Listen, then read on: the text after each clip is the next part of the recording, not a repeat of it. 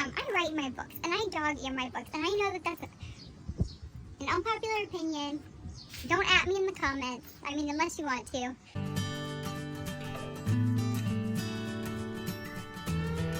Good morning, everybody. I got a package.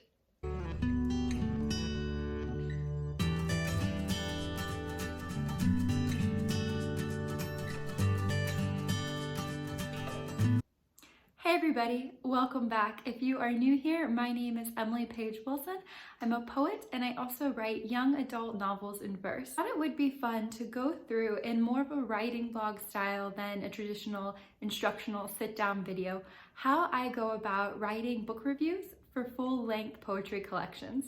So I recently published a review of Emily Mohn Slate's The Falls in the Adroit Journal, and I will leave that review linked down below in case you're interested. When that review came out, it was pretty well received, which I really appreciated. I think the best gift that we can give to other artists and other writers is our time and our attention, and that's what I really try to focus on when I write a book reviews. How clear is the quality of my attention? How focused, how precise, how inquisitive is the attention that I bring to a book? I appreciated how that review was well received, and after it came out, I got an email from a poet who I had not been connected to before, but somebody who I really enjoy. Sumita Chakraborty emailed me and said, hey, would you be interested in getting an author copy? Not author copy, a review copy. Would you like a review copy of Arrow, which is her book that just came out with Alice James Books? And I really like Alice James books in general. They have Kazim Ali recently, Taylor Johnson, Philip B. Williams, who I talk about a lot on this channel.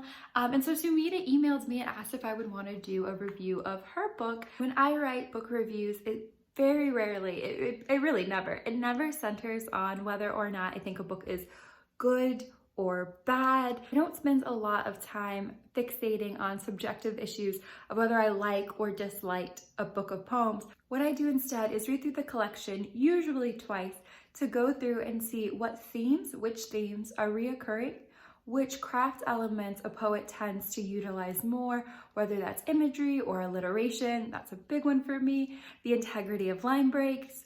I also think it's really interesting if poems are dedicated to particular other artists, or putting work in the context of which other poets influence the poet I'm reviewing. So I thought it would be fun to take you guys along on the ride. I'm gonna give myself 2 weeks to get through this review, just because I try to be really thorough. But if you guys are interested in hanging out and seeing what that process looks like, if you are working on a review yourself, especially for poetry, whether that's for school or you would like to get one published, I hope that these tips and tricks, or really just this process, this overview of my process, is helpful.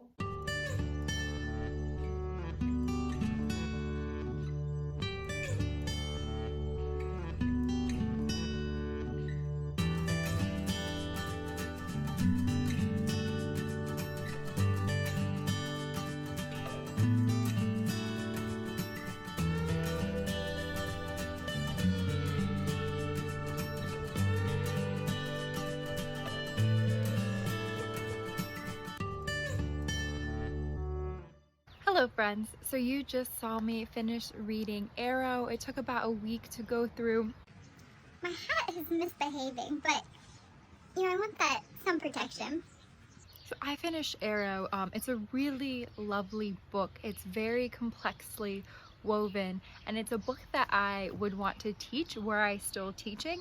That's part of the reason that I make these videos, is because I'm not in the classroom anymore, but I really want to be able to talk about poetry with y'all. Alice James sent me this review copy along with some additional materials, and one of which was a letter by Sumita herself, and it talks about the writing of Arrow. And I don't know if y'all can see, but I wrote a bunch of notes as I was going through and reading every morning this week. And so now what I'm going to go ahead and do is what I typically do when I write book reviews. So I'm going to break down my notes into themes, which themes are reoccurring, craft elements. So for example, Sumita plays around with form a lot. There are a lot of essays in here. Which elements of sound, that's one that I'm always looking for. Sound and imagery. Literary allusions, there are quite a lot in this collection. And then also my in.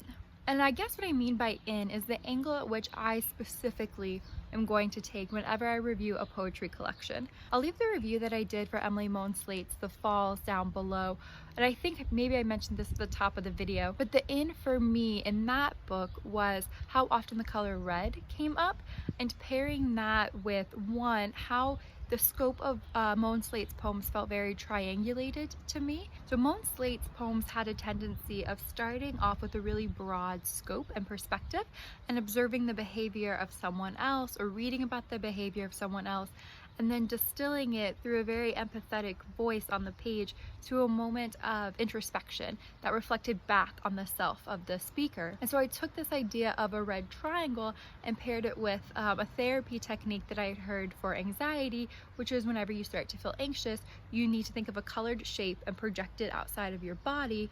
And so I played around with that as a framing device when I explored the falls in the collection. For Arrow, There's a bee, y'all. No.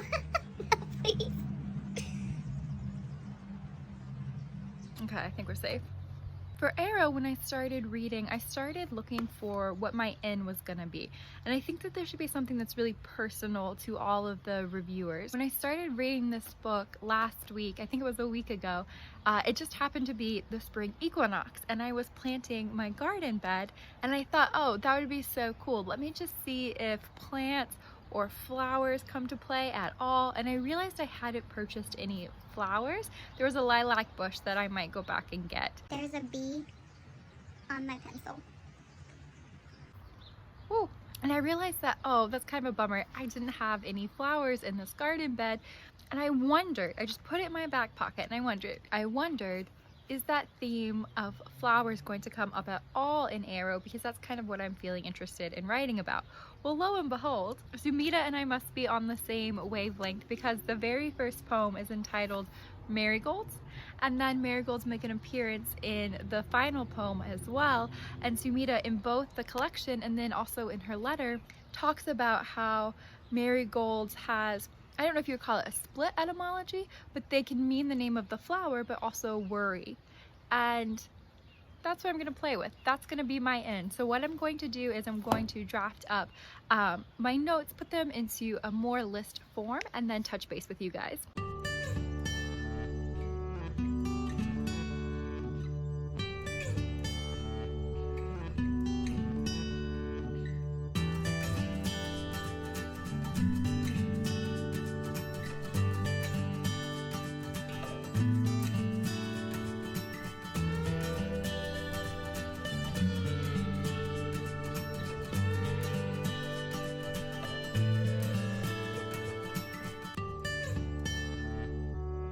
Hello again, friends.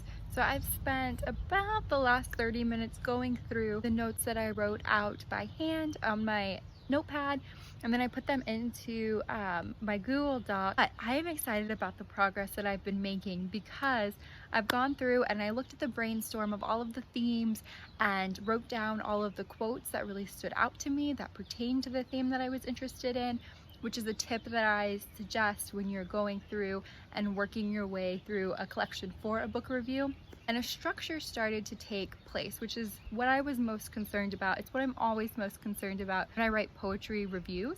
I want the essays, I treat them as essays, and I want them to feel structured, maybe not as structured as your 5-point essay that you would write in freshman comp, but I still want them to have a structure, and for the reader of my review to kind of go on a miniature version of the emotional narrative that's represented in the collection itself. I have my opening and my closing, and I anchor that with the idea of me planting, because again, I think that it's so important to interfuse the personal aspect of this particular reviewer, of me in this case, through the collection, because every single person is going to come to a collection with different background experiences and different preferences and different perspectives, and that influences the way that they read a collection. And I think it's really beautiful to kind of lean into that. So I have my opening, I have my closing, and I also realized how I'm going to move through the structure of the review.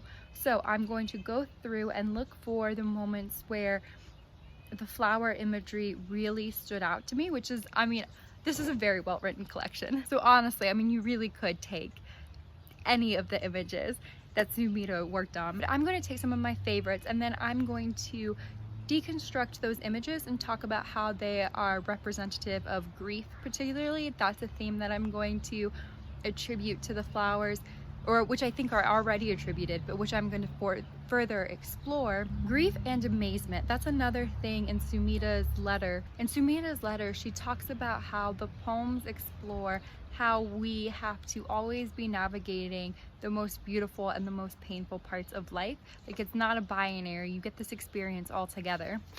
She wrote, and I'll just share what she wrote here. In one of the book's long poems, there's a moment when the speaker is driving away from a mountain, and to her, the light behind her seems like it signals a nearby fire. From the sight of the debris on the road, she thinks she's driving through a stretch of highway on which there'd recently been an accident. At the same time, everything around her starts singing. This is the important part. The singing doesn't silence or ameliorate the smoldering. They just coexist, and the speaker has to navigate both of them. So I'm going to explore the themes of amazement and grief and loss through the floral imagery. And I also made a note, yes, I wrote in the book. I write in my books, and I dog ear my books, and I know that that's an unpopular opinion. Don't at me in the comments. I mean, unless you want to. But yeah, I mean, I'm a big proponent of writing in the books. I mean, it's living text to me. I love going to used bookstores and then finding books with other people's marginalia. I love it. But I had written a note to myself about how I had actually gotten splinters while building this garden box, and one of them hurt really bad. And so just mentioning that, like, through the process of crafting something physically, how pain can often be involved in the process of construction and creation. I'm going to bring that in. So I'm definitely weaving in elements of a personal essay into this as well. And then I want a section that's going to be super poetic. It's just going to be a list. I was keeping track, a list of all of the different flowers that Sumita has in the collection. I'm definitely going to make note of the fact that arrow, yes, it means arrow like the weapon, but also she explores the etymology of quite a few different words in the collection. Also how it's a verb and how it can refer to like the shoot of a new plant.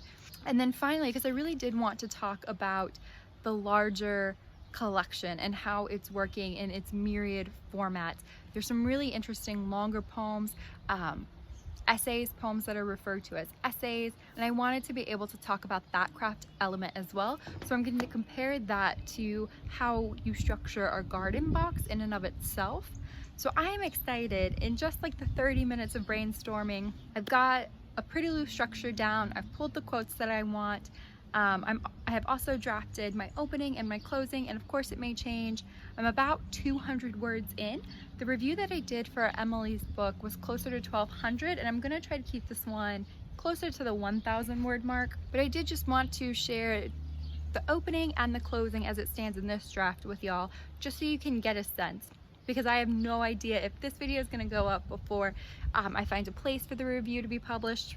Who knows? The beginning reads, I began reading Sumita Chakraborty's Arrow the same Saturday morning I started building my garden box and planting seedlings, which was also the morning of the spring equinox. 52 degrees Fahrenheit under the sun, the fulcrum between fair and frigid weather. Among spinach and green onions, beets and broccoli, I realized I hadn't planned for any flowers and immediately regretted this lack. Not even one lovely lilac bush. Why had I forgotten fragrance for the sake of fragrance? Color for crimson's sake. Apparently, it wasn't enough for my garden to feed me. I demand that it also amaze. So this is very personal, right? This is, how many words is this? That's 100 words. That's a lot. That's 100 words, 102 words just talking about myself. This is my in. But what we are doing here is talking about, we're introducing the themes, even if it doesn't sound like it, because immediately after that, and I think I'm going to structure this as vignettes. You should really, if you watch my writing blogs, you should take a shot anytime I say the word vignette. Who do I think I am? A poet? But the very next vignette, I'm going to treat it a little bit more disjointed, a little bit more kaleidoscopic, which is also a word I'm going to use to describe the structure of this collection. The very next thing I'm going to jump into is marigolds, and then marigolds as a flower, but then also the idea of worry. And I'm going to go through the structure I just shared for y'all, and then here's how the closing stands as of now. The day I finished Arrow was the morning I saw the first slender shoots in my garden. the baby leaves that will broaden into broccoli, the slim stalks of spinach. Though I will add a lilac bush, maybe the rowdy petals of orange ranunculuses. What beauty I found in these sprouts alone, as if they, to paraphrase Chakraborty's poetry, were saying, if it is the last thing I do, I'll command you to be amazed. And this might be cheating. I think a lot of people use this technique. I almost always use this technique. I love closing reviews with a line directly from the poem. I think it's really important to, while I just said like infuse as much of your voice as you can into your review, I think it's so important to also privilege the author's voice, the poet's voice as well.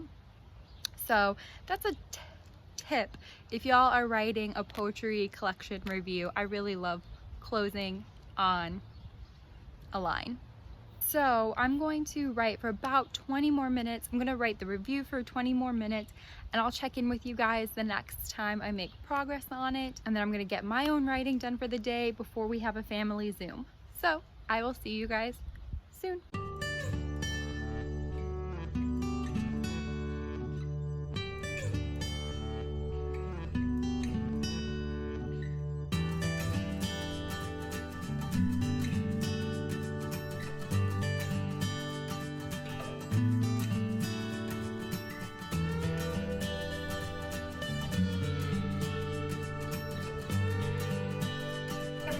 So I just finished writing my book review for Arrow.